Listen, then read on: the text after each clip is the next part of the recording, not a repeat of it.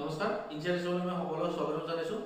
আজি মই আইছো আৰ্টছ যিসকলে হাই সেকেন্ডাৰী পাছ কৰে আৰ্টছৰ পৰা আৰু তেওঁলোকে বহুতৰে চিন্তা থাকে আৰ্টছৰ পিছত তেওঁলোকৰ পঢ়িব লগা বিশেষ নাথাকে নেকি। বহুতৰ এইটো চিন্তা থাকে আৰ্টছ লৈছো কলা শাখা লৈছো মোৰ ভৱিষ্যতটো কিবা মানে সংকটজনক হ'ব নেকি। আজি মই সেই সকল ষ্টুডেণ্টক মই জনাব লৈছো তেওঁলোকৰ কাৰণে বহুত ব্ৰাইট ফিউচাৰ এটা থাকে, বহুত বিশাল পৃথিৱী এখন থাকে তেওঁলোকৰ কাৰণে। হয়তো তেওঁলোকে সেইখিনি গম পোৱা নাই। আজি মই সেই বিষয়ে জনাব ওলাইছো। তেওঁলোকে সেকেন্ডাৰী কলা শাখাৰ পৰা উত্তীৰ্ণ হোৱাৰ পিছত তেওঁলোকে কি কি কোৰ্স কৰিব পাৰে বা কি কি চাকৰিত এপ্লাই কৰিব পাৰে সেই বিষয়ে মই ক'বলৈ ওলাইছো। আহক আমি সেই বিষয়ে জানো।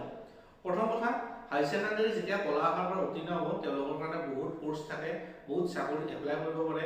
সময় আৰু বয়স থাকোতে তেওঁলোকে এইখিনি সম্পূৰ্ণ যদি কৰে তেওঁলোকৰ ভৱিষ্যত সদায় ভাল হ'ব।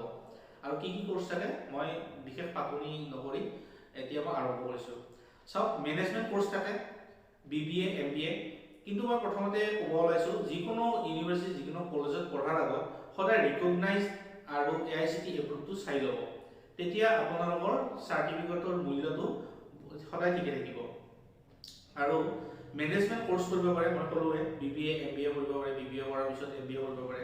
তাৰ পিছত ফাইন আৰ্টছ আছে, ফাইন আৰ্টছ আমাৰ BFA বুলি কয়, সেই ফাইন আৰ্টছৰ ওপৰত কোৰ্স কৰিব পাৰে। ফাইন আৰ্টছৰ বহুত ভাল ডিমান্ড, MBA BBA ৰ বহুত ভাল ডিমান্ড আজিকালি।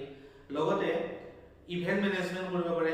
ইভেন্ট মেনেজমেন্টৰ আজিকালি বহুত ডিমান্ড আহিছে, বহুত মানে ভাল ভাল চহৰত ইভেন্ট মেনেজমেন্টৰ ওপৰত মানে বহুত কাম আজিকালি। গতিকে ইভেন্ট মেনেজমেন্টৰ কোৰ্স আপকামিং বহুত ফিউচাৰ আছে, গতিকে ইভেন্ট মেনেজমেন্ট কোৰ্সটো কৰি ল'ব পাৰে। নতুবা ল কৰিব পাৰে, যিটো আমাৰ সচৰাচৰ আমি জানো ল কৰাটো। লগতে জাৰ্নেলিং এণ্ড মাছ কমিউনিকেশ্যনৰ আজিকালি বহুত ডিমান্ড। জাৰ্নেলিং মাছ কমিউনিকেশ্যন আপোনালোকে বুজি পাইছে, আজিকালি বহুত নিউজ চেনেল মানে বা ইউটিউব চেনেল বা ফেচবুকতো পৰ্টেল চেনেল আছে। গতিকে এনেকুৱা চেনেল তেওঁলোকে জব কৰিব পাৰিব। বহুত ডাঙৰ মানে নিউজ চেনেলত চাকৰি নাপালেও তেনেকুৱা চেনেলত তেওঁলোকে জব পাবই পাব। গতিকে তেনেকুৱা কোৰ্স আজিকালি বহুত ডিমান্ড। লগতে আছে ফেশ্বন ডিজাইনিং। ফেশ্বন ডিজাইনিং আপোনালোকে কৰিব পাৰে, যিসকলে ফেশ্বন ডিজাইনিঙৰ ওপৰত ইণ্টাৰেষ্টেড তেওঁলোকে ফেশ্বন ডিজাইনিং কৰিব পাৰে। ফেশ্বন ডিজাইনিঙৰ ইণ্ডিয়াতে হওক আজিকালি বা ইণ্ডিয়াৰ বাহিৰতে হওক বহুত ভাল ডিমান্ড। লগতে ছ'চিয়েল ৱৰ্কৰ কোৰ্স আছে, BSW বেচেলৰ ছ'চিয়েল ৱৰ্ক। গতিকে তাৰ ওপৰতো মানে ভালেখিনি চাকৰি থাকে ভৱিষ্যতে, বহুত ধুনীয়া ফিচাৰ। গতিকে BSW ৰ ওপৰত তেওঁলোকে কোৰ্স কৰিব পাৰে। ট্ৰেভেল এণ্ড টুৰিজিমৰ ওপৰত আজিকালি চৰকাৰে বহুত গুৰুত্ব দিয়া দেখা যায়। ভাৰতৰ বিভিন্ন ৰাজ্যত আজিকালি এই ট্ৰেভেল এণ্ড টুৰিজিমৰ মানে এটা ভাল উদ্যোগ গঢ়ি উঠিছে। গতিকে সকলোৱে এই সুবিধাটো ল'ব পাৰে। লগতে ইণ্টেৰিয়ৰ ডিজাইন, আজিকালি বহু উন্নত চহৰবিলাকত ইণ্টেৰিয়ৰ ডিজাইনৰ এটা প্ৰতিযোগিতা চলি আহিছে। সকলোৰে মনত এটা ইণ্টেৰিয়ৰ ডিজাইনৰ এটা প্ৰতিযোগিতা চলি আহিছে। আৰু ইণ্টেৰিয়ৰ ডিজাইনৰ সেইকাৰণে কোৰ্স বহুত ব্ৰাইট ফিউচাৰ আছে। আৰু যিসকলে ইণ্টেৰিয়ৰ ডিজাইনৰ বিষয়ে বা মই কৈ উঠা এই কোৰ্সখিনিৰ বিষয়ে যদি জানিব খোজে তেতিয়াহ'লে মোক কমেণ্টত নিশ্চয় জনাব। আৰু কমেণ্টত জনালে মই সেই বিষয়ে বিৱৰণ দিবলৈ নিশ্চয় চেষ্টা কৰিম। কোন কলেজত পঢ়িলে ভাল হ'ব, কোনটো কোৰ্স, সেই বিষয়ে যদি জানিব খোজে মই নিশ্চয় হেল্প কৰিম। আৰু মোক কমেণ্টত মাত্ৰ জনালে হ'ল, আৰু জনালে মই সেই ওপৰত ভিডিঅ' বনাম। লগতে ইণ্টেৰিয়ৰ ডিজাইনৰ পিছত আপোনালোকৰ hospitality and hotel administration. Hospitality and hotel administration আজিকালি বহুত ভাল ডিমান্ড।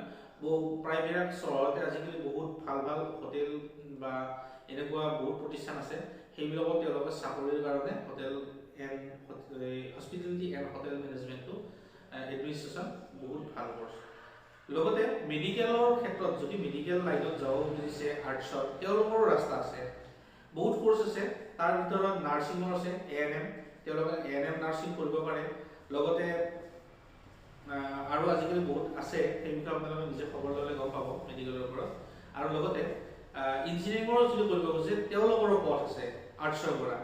চাওক, আপোনালোকে হাই ছেকেণ্ডাৰী আৰ্টছৰ পৰা পঢ়ি উঠাৰ পিছত আপোনাৰ ডিপ্ল'মা ইন ইঞ্জিনিয়াৰিঙৰ এক্সাম দিব পাৰে, এণ্ট্ৰেন্স এক্সাম দি উঠাৰ পিছত তেওঁলোকে অসমৰ আজিকালি প্ৰায় জিলাতে ডিপ্ল'মা ইঞ্জিনিয়াৰিঙৰ কলেজ গঢ়ি উঠিছে চৰকাৰৰ ফালৰ পৰা। তেনেকুৱা এখন ইঞ্জিনিয়াৰিং কলেজত এডমিশ্যন লৈ তেওঁলোকে JEE হৈ জুনিয়ৰ ইঞ্জিনিয়াৰ হৈ তেওঁলোকে বেচেলৰ অফ ইঞ্জিনিয়াৰ BE কৰিব পাৰে।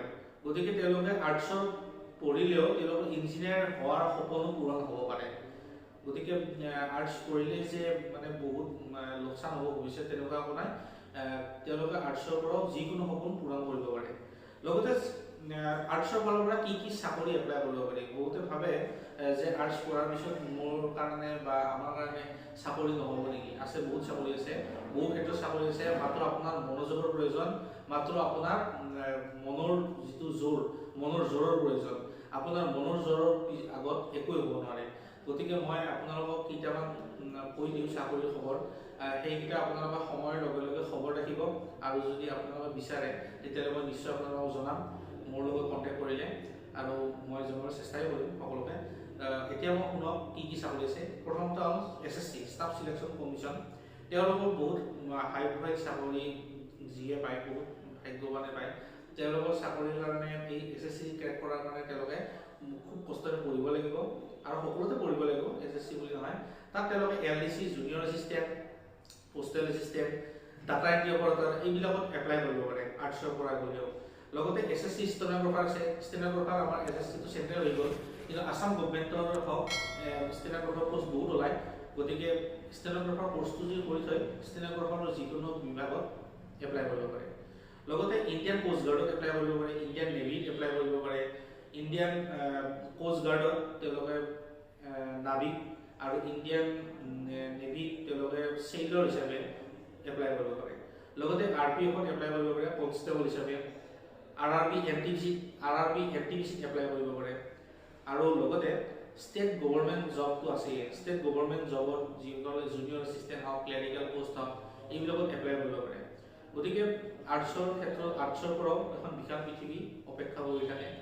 মাত্ৰ খবৰখিনি সময়ত ল'লে হ'ল, আৰু সময়ৰ লগে লগে আপোনালোকে ভালদৰে পৰীক্ষাবিলাক দি তাত আপোনালোকে নিজৰ ভৱিষ্যতটো নিশ্চিত কৰিব পাৰে। গতিকে এইখিনিয়ে মই আজি ক'ব লগা ভিডিঅ'টো। আপোনালোকে যদি ইয়াৰ বিষয়ে বিশদভাৱে জানিব খোজে, কমেণ্টত মোক নিশ্চয় জনাব। কোনে ভিডিঅ'টো চাইছে মোক প্লিজ কমেণ্টত আপোনালোকৰ নামটো মেনশ্যন কৰিব, মই যাতে গম পাওঁ কোনে ভিডিঅ'টো চাইছে। আৰু তেওঁলোকে যদি কিবা সুধিব লগা থাকে মোক কমেণ্টত নিশ্চয় জনাব। সম্পূৰ্ণ ভিডিঅ'টো চোৱাৰ কাৰণে মই সকলোকে ধন্যবাদ জনাইছোঁ। আৰু এনেকৈ ইনফৰ্মেটিভ ভিডিঅ' পাবৰ কাৰণে মোৰ চেনেলটোৰ লগত জড়িত হওক, ছাবস্ক্ৰাইব কৰক, আৰু ভিডিঅ'টো যদি ভাল লাগিছে নিশ্চয় লাইক কৰিবলৈ নাপাহৰিব। ধন্যবাদ, আজিলৈ সামৰিছোঁ।